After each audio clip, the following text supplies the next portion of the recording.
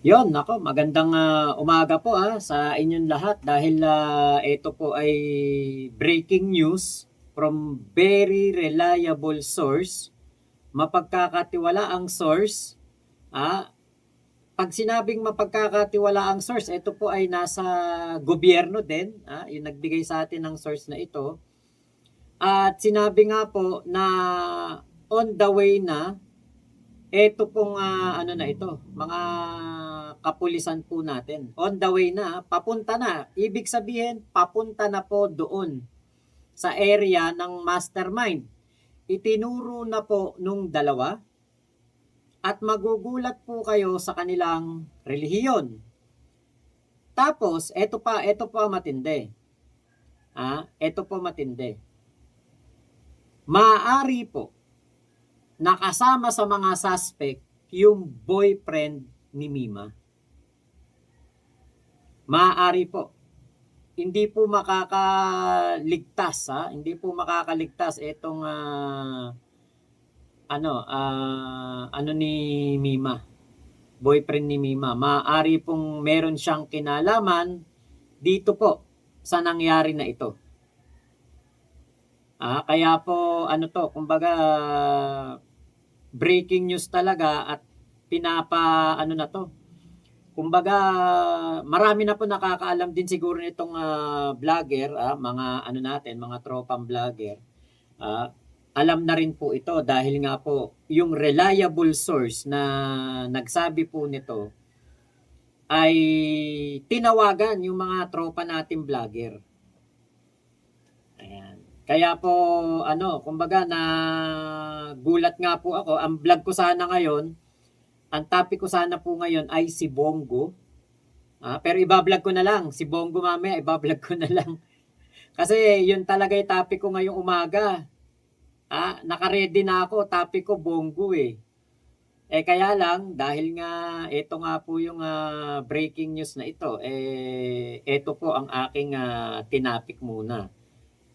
Magugulat kayo sa relihiyon nila. Kasi dito po syempre, labas naman kung ano yung relihiyon mo. 'Di ba? Kung ano ang kung saan ka nakaanib o kung ano yung miyembro ka na relihiyon. Ngayon, ang nangyari nga po lang talaga dito, sinamantala po yung kabaitan ni Mima Alicia. Sinamantala po at talagang inano po ito, ginamit po yung kabaitan ni Mima, parang inano siya ng parang inengganyo siya ng inengganyo na maglabas ng pera para dito sa ano na ito, sa grupo na ito. Inengganyo po siya na maglabas ng pera para po meron na pong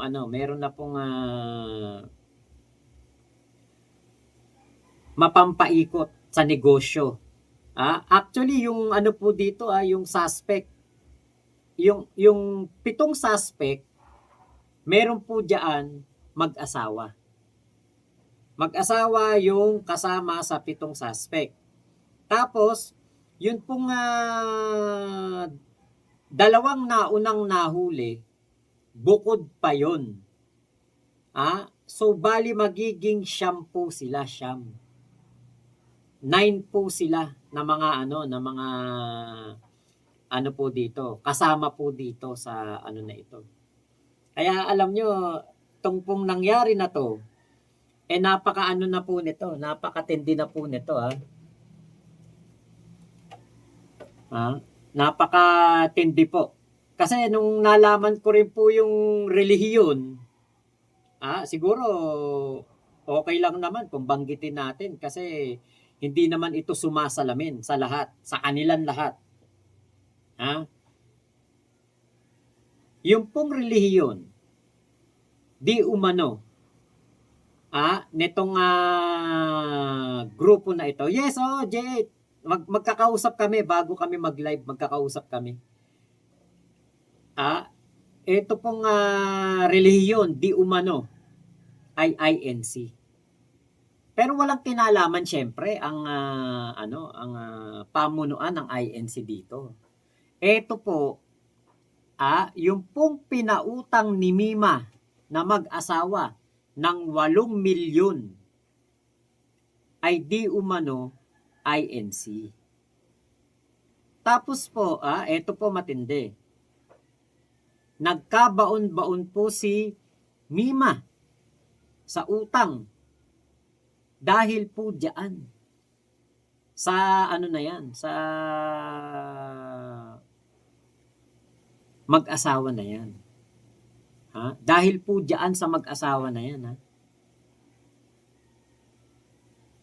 Kaya po magiging siyam na po, 9 person ang makukulong. Yung pito po ngayon tinatrabaho na.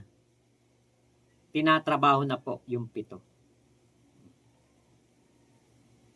Kaya po na to, kumbaga talagang na to. Yung hustisya po para kay Mima ay napakabilis. Napakaganda po nitong pagkakataon na ito para po maipakita talaga ng ating PNP na sila po ay mabilis talaga sa paghahanap po ng hustisya. Ang galing po ng pamunuan ngayon ng INC ng PNP. Ang pamunuan po ng INC walang kinalaman dito. Yung mga miyembro po nila ang gumawa po ng bagay na yan kay Mima. Pera po, 'di ba? Alam naman nating lahat, money is the root of all evil. Money is the root of all evil. Kaya po, kahit ano pa relihiyon mo, Katoliko, Muslim, Iglesia, Mormons, lahat ng relihiyon po. Basta pera na po, basta pumasok na po ang pera, nagiging malaki pong problema. Nakakagawa po ang mga tao. Actually, wala sa relihiyon yun kasi talagang yung kasabihan, di ba? Money is the root of all evil. Wala po sa relihiyon yun. Nasa tao yan. Meron akong nabalitaan sa Santa Maria. Doon sa amin, sa Santa Maria, Bulacan. Pastora, babae. Merong pondo yung kanila simbahan. Parang dahil nga pastora siya yung nagpapalakad ng simbahan. Ngayon, nung inaudit yung pondo, may nawawalang parte ng pera. Umamin yung pastora, ginamit niya yung pera. Hindi siya nagpaalam dun sa kumbaga sa miyembro, sa mga leader, hindi niya pinaalam. Ginamit niya yung pera. Tinanggal. Buti hindi na kinasuhan, tinanggal lang. Tapos pinagbayad lang. Nangako yung tao, magbabayad po ako pagdating ng tamang oras. Ganun lang. Kaya, 'di ba, wala sa relihiyon 'to Nasa tao po talaga. Kapag ikaw meron kang iniisip na katulad ng pag-iisip, totoo naman 'to, 'di ba? Pag meron kang pag-iisip na katulad ng kay Digong at kay Sara Duterte, yan ang mangyayari sa iyo. Makakagawa ka ng kasalanan. Kasi kumbaga maiisip mo yung masama 'Di ba? Ang maiisip mo kapag kasi nakakita ka na ng pera, kuwari makakita ka ng pera, parang masisilaw ka. Ngayon yung mga tao, pag nakita yung malaking pera na yan, kahit hindi ka nila gagalawin kasi masisilaw. Maeengganyo ka 'Di ba? Ngayon, itong mga taong ito, hindi po nalalayo sa mga Duterte. Kasi ang mga Duterte, kapag po meron silang nakitang pera, pagkakataon nilang makanakaw, nanakawin nila yan.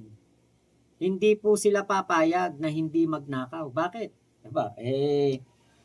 Ikaw ba naman, isang presidente katulad ni Digong, bilyon-bilyon ang nasa harapan mo. Kung doon sa Davao City, baka konti lang ang mananakaw mo. Baka million lang, 100 million lang. Dito, pag ikaw naging presidente, bilyon ang pwede mong makuha pera. Diba? Nakita ni Digong ang pagkakataon na makapagnakaw sa gobyerno. So, hindi nalalayo po dito sa mga suspect sa nangyari kay Mima. Nakita nila si Mima na pwedeng makuhanan ng malaking pera, na pwedeng mahingan o mautangan ng malaking pera. Kunwari, invest. Kunwari, ito ay para sa negosyo. Yan yung nagiging problema sa tao, pera. O bakit ba may akyat bahay gang? Ano kukunin? Pera. Bakit may mandurukot? Ano kukunin? Pera. Kahit sa loob ng Quiapo Church, sa loob ng Baclaran Church, may mandurukot. Makikita mo pag nagsimba ka sa Redemptorist, nakalagay dyan, mag-ingat sa mandurukot. Keep safe of your belongings. Diba? Ganyan po ang mga magnanakaw. So, ganun din si Digong. Ganun din si Sara. Nakakita sila ng pagkakataon doon sa Davao City. Magkano ang kanilang yung tinatawag na na confidential at intelligence fund? 100,000,000. Nananakaw nila ng walang bulilyaso. Si Digong naging presidente, nakanakaw ng walang bulilyaso. Nakalusot. 'Di ba? Hindi naman natin na huli si Digong sa sa pagnanakaw niya, hindi. Nahuli natin siya sa AJK, sa Tokhang.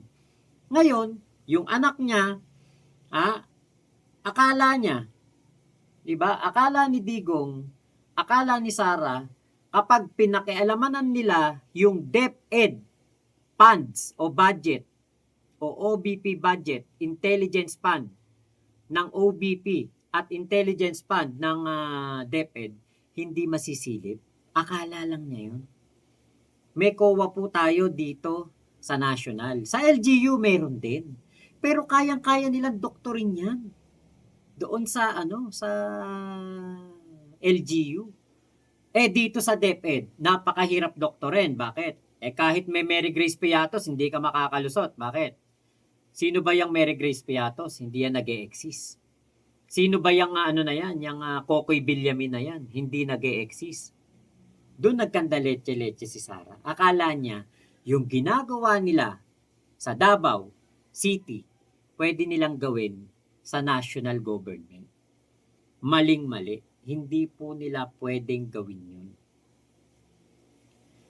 Kaya po 8 milyon na pagkainteresan nitong mag-asawang suspect na di umano ay miyembro po ng INC. Ngayon, ito pong mga tao na ito ay tinatrabaho na po ngayon ng PNP. On the way na po ang PNP doon sa area ng mastermind. Baka nga po ngayong mga oras na ito, nahuli na po yung mga yan. Kaya mag-antabay po tayo ng update dito po sa mga tao na ito. Dahil sigurado po, ito po, tapos na ang kaso ni Mima, meron po siyang hustisya na nakuha at hindi po totoo na dito sa gobyerno ng ating Pangulong Bongbong Marcos ay walang hustisya. Meron po. Meron. Napatunayan na natin kay Mima at sa lahat po ng mga naagrabyado at mga meron pong mga nasangkot sa krimen. Meron pong hustisya. kay PBBM. Hindi katulad nung panahon ni Digong. Pag ikaw napagtripan ng mga PNP noon, nung time na yon para makakota ang PNP, makakota yung tao ng PNP, ala na. Pag ikaw yung nakita nila, pwede ka nilang gawing lalagyan ka ng placard. Huwag tularan.